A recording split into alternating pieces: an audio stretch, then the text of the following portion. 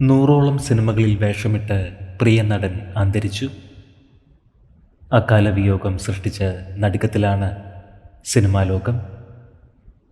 ചെന്നൈയിലെ സ്റ്റാൻലി ആശുപത്രിയിൽ ചികിത്സയിലിരിക്കെയാണ് നടൻ ജയശീലൻ അന്തരിച്ചത്. 40 വയസ്സായിരുന്നു.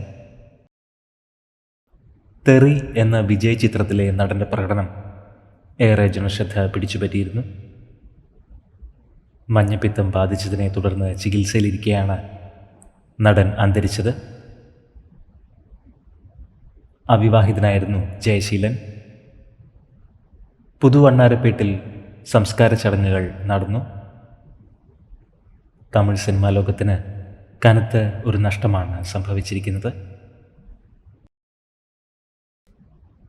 ജയശീലന് പ്രണാമം.